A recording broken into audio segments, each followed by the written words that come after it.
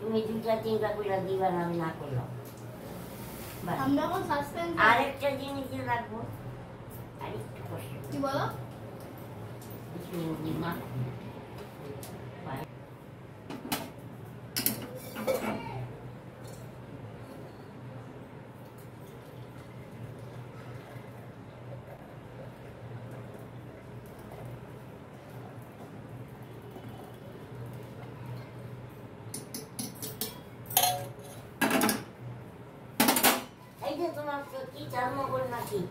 Cup দাও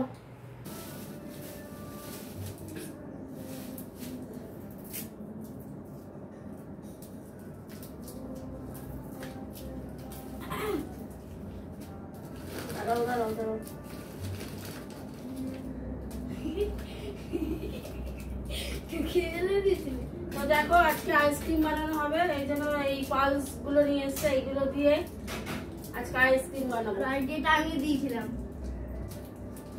মা তো না করছিল, মাকে কত কষ্ট করে বানাতে হলো।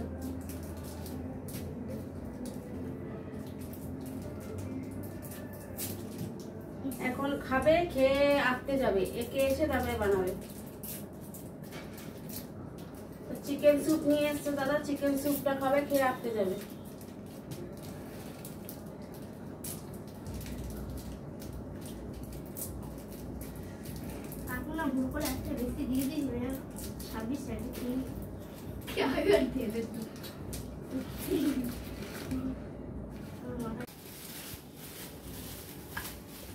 আস্তে আস্তে করে বাড়ি মা, নরম না, যেরকম আগে করছিলি সেরকমই ঠিক আছে। ভাঙছে না তো, আইসক্রিম ফেটে যাচ্ছে।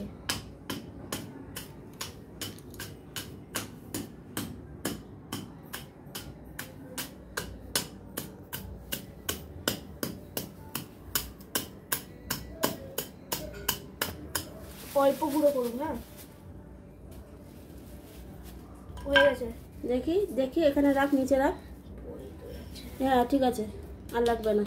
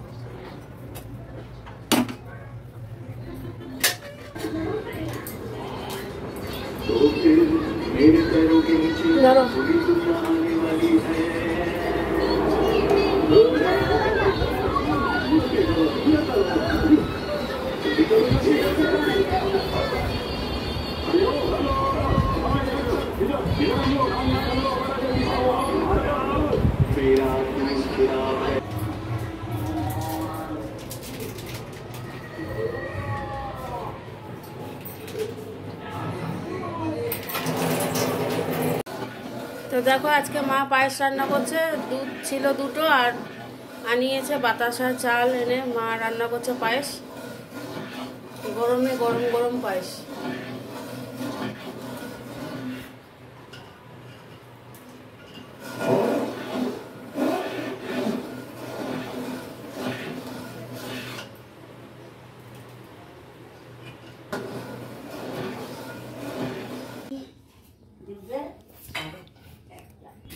আর এদিকে আমি দেখো ফ্রিজ কি কি আছে সবজি সেগুলো বার করে নিচ্ছি।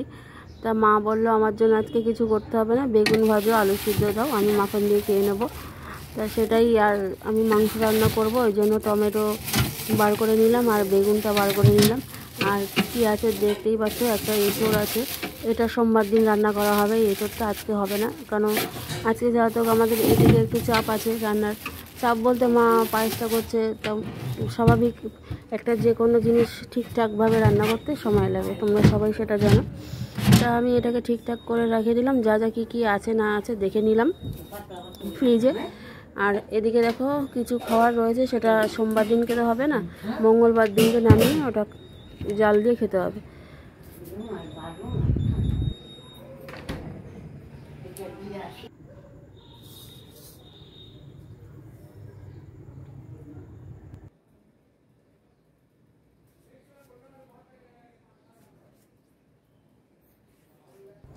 আর এদিকে দেখো মাংসের জন্য বসে গেছি সবজি কাটতে, টমেটো কেটে নিলাম আর বেগুন দুটো বার করেছিলাম, মানে একটা বার করেছিলাম আগে, সেটা সম্পূর্ণ পোকা। মাকে বললাম ওটা তরকারিতে দিয়ে দিতে পারবে।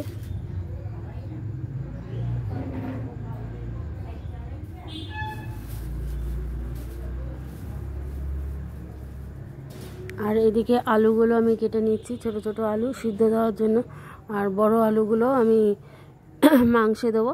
তা আলুগুলো ঝটপট করে কেটে নিই। এদিকে আদা রসুন সব পেঁয়াজ কেটে নিয়েছি তাড়াতাড়ি করে। মাংস এখনও কিন্তু আসেনি, মাংস এখনও বাজারে, তো এখন বাজে 11টা, এখন আসেনি। মাংস রান্না করবো। আর এইদিকে দেখো এই যে বেগুন, এই বেগুনটা ভালো, এই ছোট আলুগুলো, এগুলো একদম ছোট, তো এটা আমার শাশুড়ি মার জন্য এটা সিদ্ধ দেবো, সিদ্ধ হয়ে গেলে চোখলা ছুলে নেবো। আর টমেটো কেটে রাখলাম এখানে, এটা মাংসের আলু। আর এই যে আদা রসুন পেস্ট 2 প্যাকেটে আনিয়েছি আদা রসুন পেস্টের। আর এখানে হলো আমি আজকে একটু চাল মগজ দিয়ে করব। আর এখানে রয়েছে পেঁয়াজ কাটা রয়েছে, তবে এই পেঁয়াজটা হবে না, দাদা আনতে গেছে পেঁয়াজ, আরও পেঁয়াজ আসলে কেটে দেবো। আজকে রেডিমেডভাবেই রান্না করব। এখন আমি আগে আইসক্রিম বসাবো, ছেলের যেটা শখ গুঁড়ো করে রেখে দিয়ে গেছে।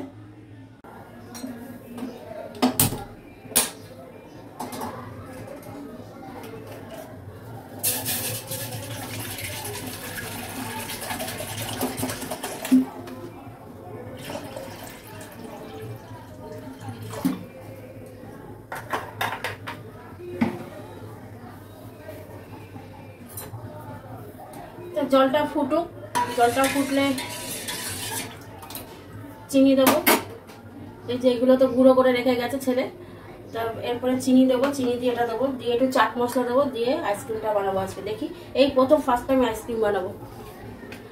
তো চলো, টিফিন খাওয়া হয়ে গেছে, পাউরুটি জিলাপি, আর ছেলে খেয়েছে তোমার চিকেন স্টু আর পাউরুটি। আর এদিকে তো বিছনাবাটি সব গোছানো হয়ে গেছে, দেখতে বিছনাবাটি সব গোছানো, বোতলেও জল ভরে, তবে এখন গরমকাল তো বোতলগুলো খালি হয়ে যাচ্ছে, আবার জল ভরতে হবে। আর আজকে সিম্পল একদম পুরো মাংস ভাত আর বেগুন ভাজা আলু সিদ্ধ। আর একটু টক দই আনতে বলবো, টক দই খাবো, গরম প্রচণ্ড গরম। ছেলের শরীরটাও খুব খারাপ, মানে খুবই খারাপ, কালকে বমি করেছে সন্ধ্যা থেকে, পেটে ব্যথা, তা ওর মানে এই জন্য হালকা পাতলা মাংসের ঝোল করবো। আর এখন গেছে আঁকতে, একে এসে ওই আইসক্রিম বানিয়ে রাখতে বলেছে, অনেকক্ষণ সময় লাগবে, তুমি আইসক্রিমটা বানিয়ে রাখবে।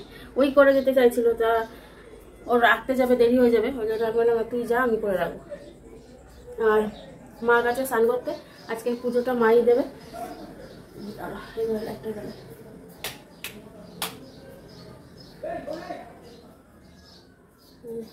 আজকের পুজোটা মাই দেবে। এই যে সব ঠাকুরের জায়গা পরিষ্কার টরিষ্কার করে গেছে, স্নান করতে গেছে, স্নান করে আসলে এই ঘরেরও বিছনাপাটি দেখো গুছিয়ে রেখেছি। ঘর দোয়ার টিপটাপ থাকলে খুব ভালো লাগে বলো, এই ঘরটাও পরিষ্কার পরিচ্ছন্ন আছে। আর এই দিকে জামা কাপড়গুলো দেখছো ঢিপ হয়ে রয়েছে, এইগুলো মানে সরাবো করে কিছুতেই আর সরাতে পারছি না এগুলো। আর এটা আয়রন করতে দেবো, মানে আজকে লাগবে। চলো আজকে সানডের ব্লগটা দেখো, কেমন লাগছে আমাকে কমেন্ট করে জানিও।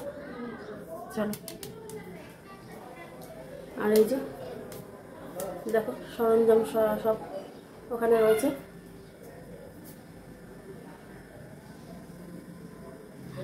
চলো, ওদিকে পাম্প চালিয়েছি, পাম্পটা বন্ধ করতে হবে।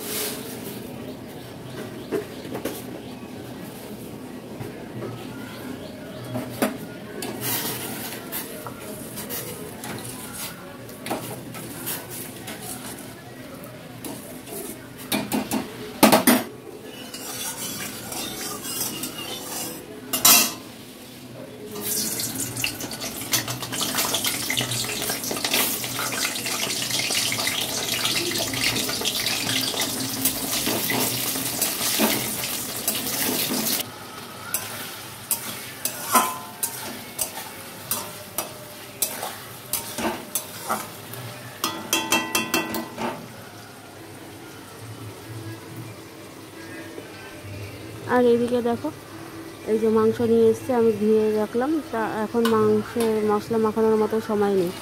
ওই জন্য কী করলাম জানো, পেঁয়াজ আর টমেটো আগে তেলে দিলাম, দিয়ে এটাকে ভালো করে নরম করে দিলাম নুন দিয়ে।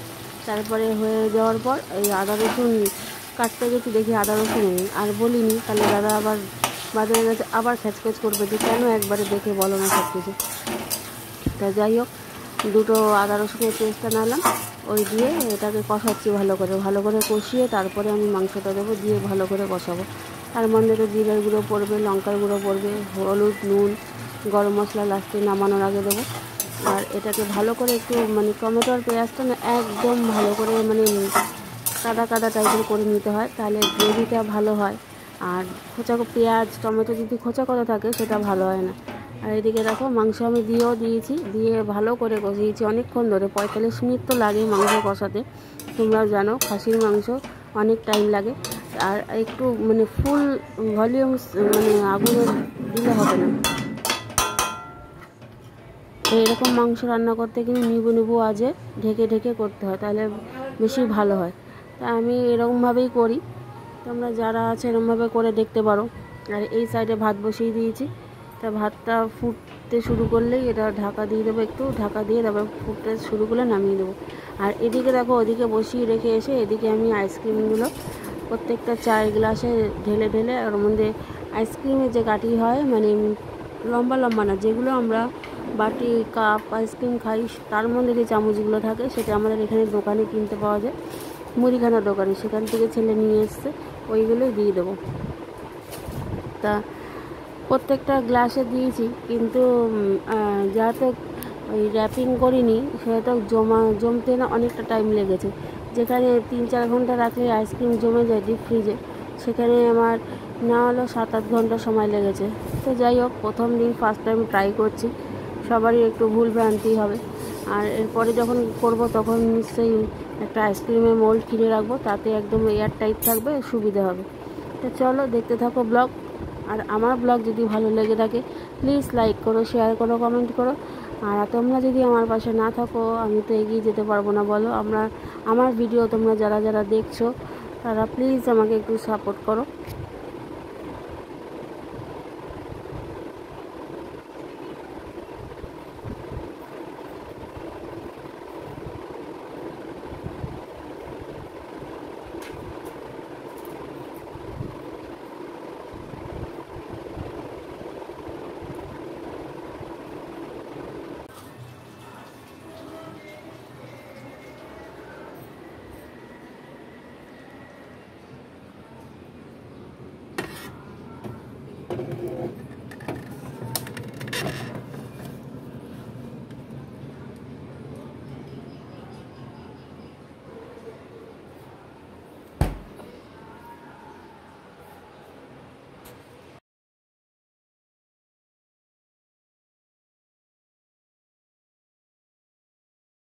দেখো আমার মাংস রান্না হয়ে গেছে ফাইনালি। দেখো লাল লাল ঝোল মাংসের করে নিলাম, আর ওদিকে তো ভাত করেছি, বেগুন ভাজা করেছি। আজকে এইটাই রেসিপি। চলো সঙ্গে থাকো। এখন গ্যাসটা মুছবো আমি।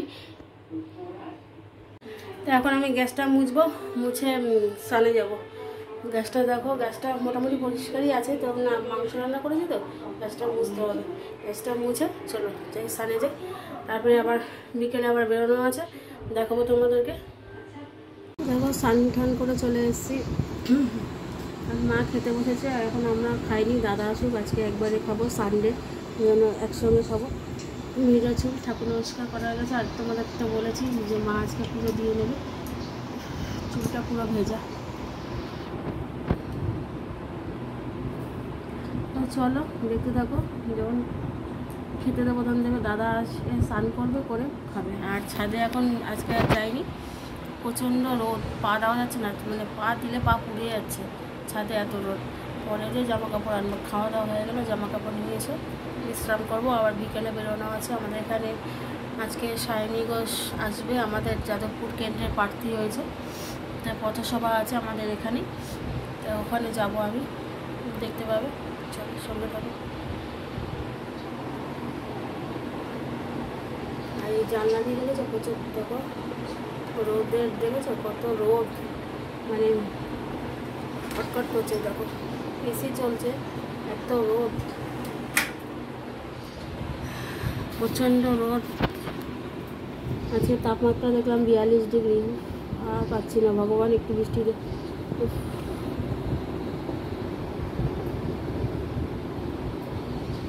চলো হ্যাঁ, বসে বসে সিরিয়াল দেখছি। স্টার জলসা বাহার সিরিয়ালটা হয় এখন, খুব ভালো লাগে দেখতে।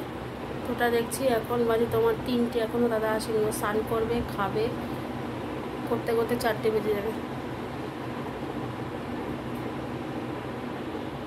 তো দেখো রেডি হয়ে নিয়েছি, এখন 6:30 বাজে। মিটিং আছে, মিটিংয়ে যাব। সায়নী ঘোষ আসবে। আর এই শাড়িটা পরে নিলাম, দেখো। চলো।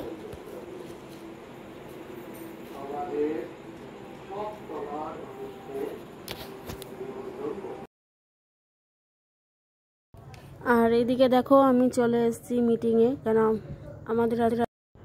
আমাদের আজকে মিটিং আছে, এই জন্যই বলেছি তোমাদেরকে এক জায়গায় নিয়ে যাব। আমি বিকালে বেরোবো। তা আমাদের এখানে প্রার্থী হয়েছে সায়নী ঘোষ, ওই জন্য এখানে এসেছি।